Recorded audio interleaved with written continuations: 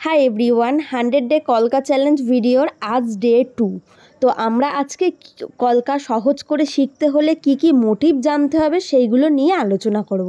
এইগুলো তোমরা প্র্যাকটিস করলে খুব সহজেই তোমরা কলকা আঁকা শিখে যাবে। চলো, ফার্স্ট অফ অল কোনো বাক্য গঠন করতে গেলে আমাদেরকে আগে অক্ষর চিনতে হয়। যেমন আমরা ছোটোবেলায় এ বি সি ডি শিখেছি, তেমনি ক খ গ ঘ শিখেছি, তেমনই কলকারও কিছু এরকম লেটার্স বা অক্ষর আছে যেগুলো আমাদেরকে আগে শিখতে হবে। সেগুলোকে জুড়ে জুড়ে আমরা একটা বাক্য গঠন করব বা সেগুলোকে জুড়ে জুড়ে আমরা একটা সেন্টেন্স গঠন করব।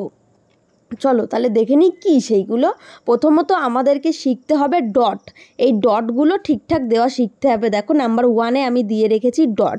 তারপরে যেটা আমরা করেছি কমাও বলতে পারো বা তোমরা খুব সহজ হিসাবে ত বলতে পারো। আমরা বাংলাতে এইভাবে ত লিখে থাকি। সেই তটাকে নানানভাবে ঘুরিয়ে পেঁচিয়ে আমরা লিখেছি বা আমরা ড করেছি। দেখো সেটাকে কখনো উল্টো করে, কখনো সোজা করে, কখনো শুইয়ে, কখনো বেঁকিয়ে এইভাবে আমরা এই মোটিভটা রেডি করব।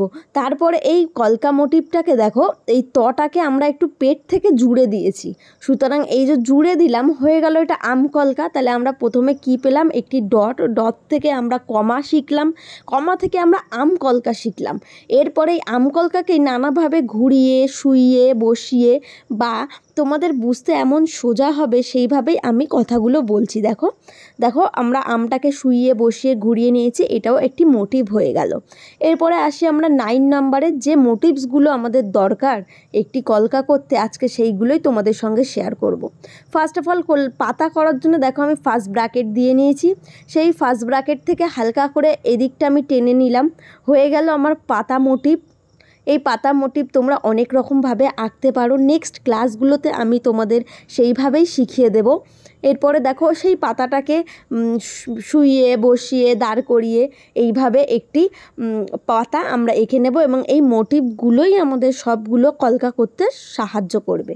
এরপর দেখো একটি ডট দিয়ে সোজা দাড়ি কেটে নিলাম। তারপরে সেই ডট দিয়েই উপরে একটু বেঁকিয়ে আমরা পদ্মর যে মূল অংশটা হয় বা পদ্মর যে পাতাটা হয় সেটা করলাম। দেখো তারপরে সেই পদ্মটাকে কিভাবে সম্পূর্ণ করব, ফার্স্ট অফ অল একটা দেখো পদ্মের কুড়ি এঁকে নিয়ে তার পাশ দিয়ে এই ছোট্ট ছোট্ট বেঁকা বেঁকা দাগ টেনে দিয়ে সেগুলোকে ঠিক যেভাবে আমরা পাতা করেছি ওইভাবে করে নিয়েছি। তাহলে হয়ে গেল আমাদের পদ্ম। এরপরে চলে আসি আমরা গোলাপ।